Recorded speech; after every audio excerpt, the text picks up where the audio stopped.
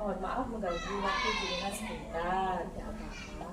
Jadi saya mau wawancara sedikit tentang pengambilan keputusan berbasis nilai-nilai kebajikan sebagai pemimpin.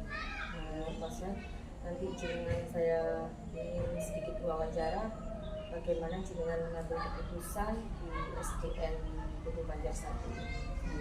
Silakan. Ibu, selama ini bagaimana jenengan dapat mengidentifikasi kasus-kasus yang merupakan dilema etika atau bujukan moral?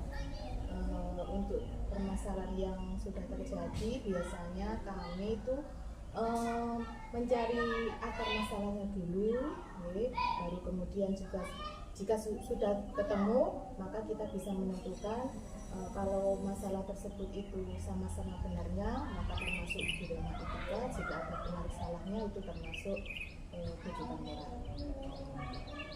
Kemudian selama ini bagaimana jenengan dapat menjalankan pengambilan keputusan di sekolah SDN Putu Banjar 1 ini, terutama untuk kasus-kasus di mana ada dua kepentingan yang sama-sama benar atau sama-sama mengandung nilai kebajikan? Ya, yang paling penting itu tidak tergesa-gesa dalam memutuskan suatu keputusan, ya.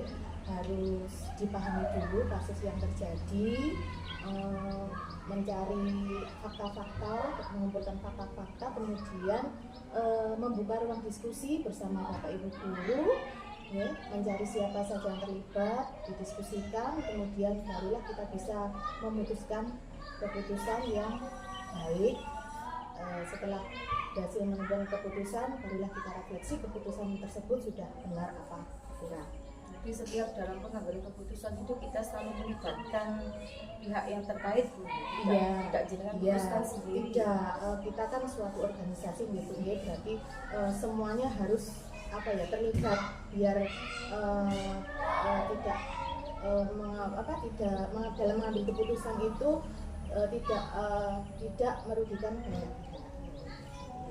Kemudian langkah-langkah atau prosedur seperti apa, Bu, yang biasanya jenengan lakukan selama ini? Seperti yang sudah saya katakan tadi, yang pertama ya menganalisis masalah, mencari akar permasalahannya, mengumpulkan fakta-fakta, kemudian mencari siapa saja yang terlibat, kemudian kita diskusikan bersama Bapak Ibu guru di sekolah. Dalam diskusi itu kita bisa memutuskan keputusan yang terbaik. Keputusannya diambil hendaknya itu yang banyak manfaatnya bagi kita semua, meminimalisir tidak bermanfaat yang tidak bermanfaat itu. Berarti mengutamakan untuk pada murid kata. Iya, terutama keputusan tersebut itu biar tidak merugikan pihak lain. Kemudian hal-hal apa saja yang selama ini jenengan anggap efektif dalam pengambilan keputusan pada kasus-kasus dilema etika?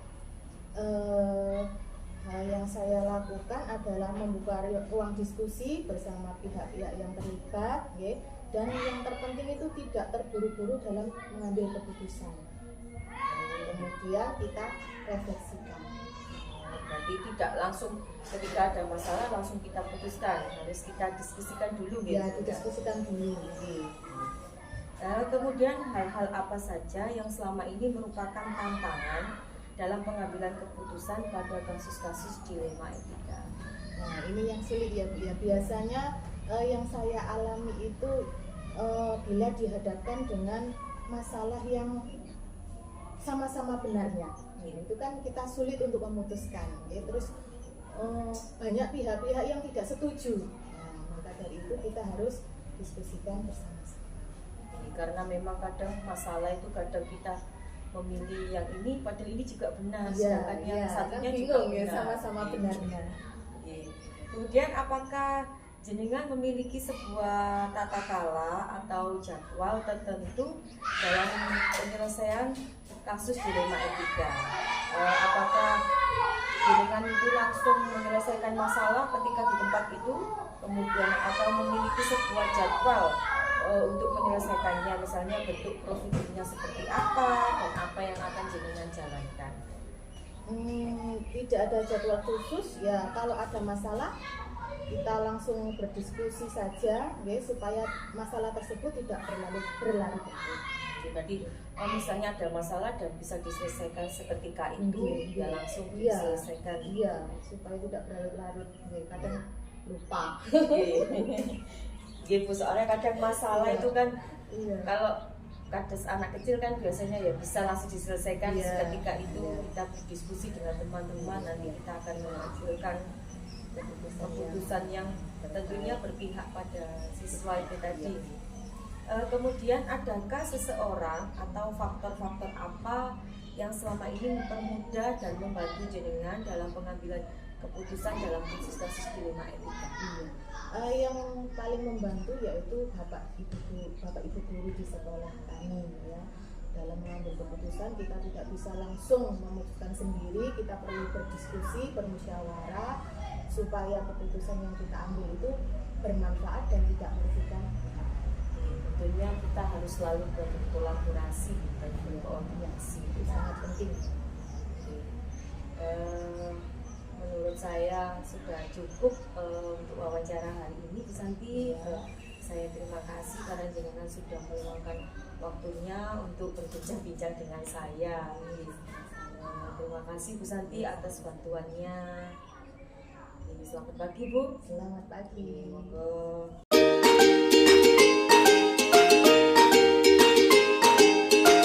Selamat pagi Bu Eni. Selamat pagi Bu Ana. Mohon maaf Bu Eni mengganggu waktu jenengan sebentar. Ya, enggak apa-apa. Ini Apa Bu, ini?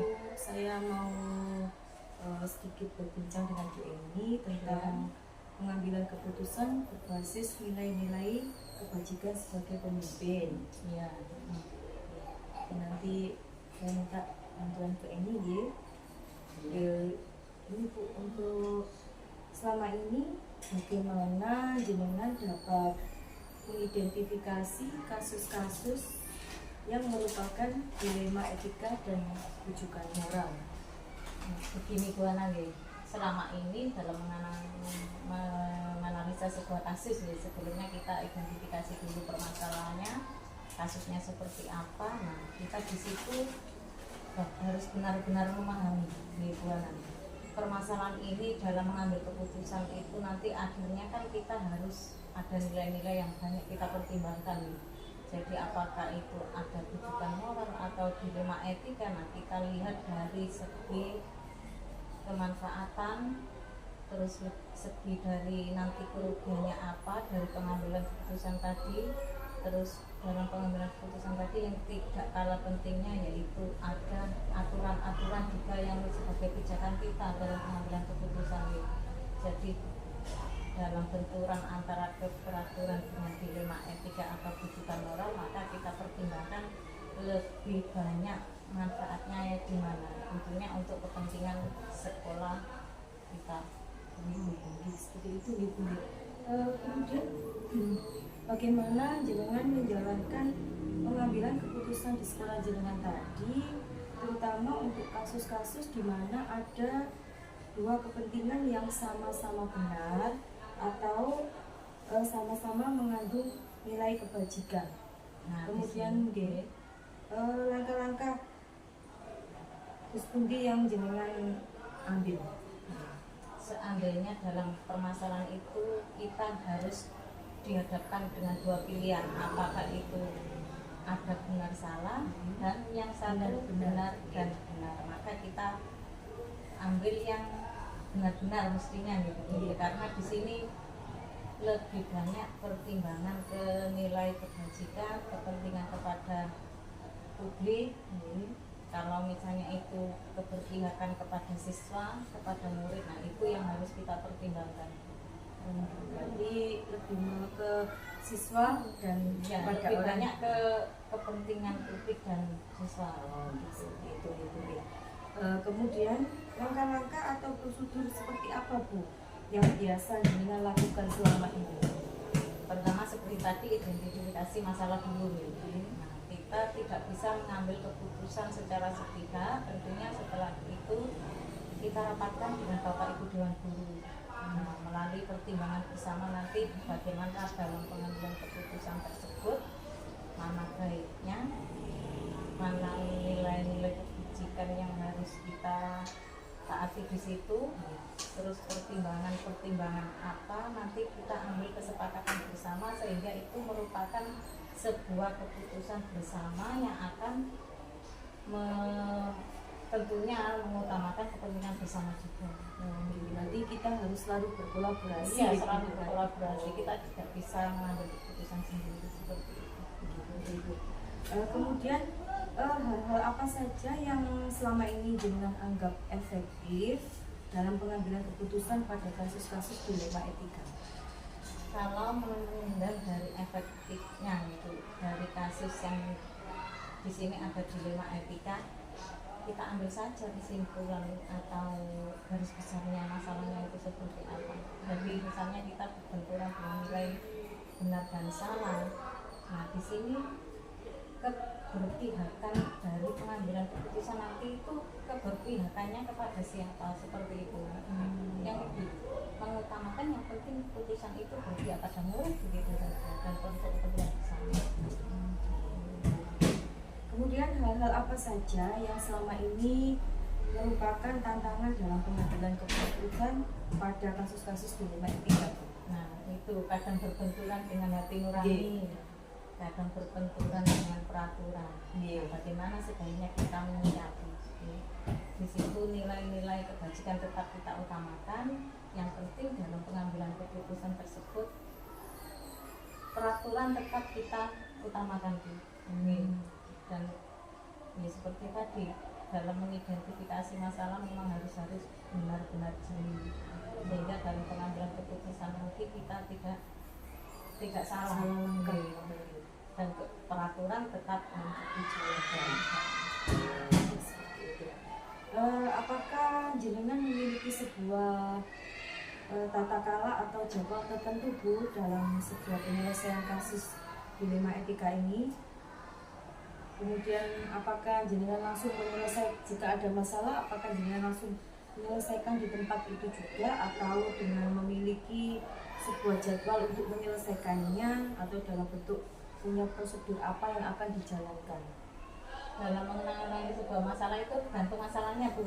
Kalau masalah hal-hal yang kecil yang tidak menyangkut banyak orang itu mungkin kita langsung bisa mengambil keputusan dalam seketika. Tapi kalau memang hal yang besar dan perlu pertimbangan, tentunya kolaborasi dengan Bapak Ibu guru, kadang kita tidak seketika itu juga mengambil keputusan.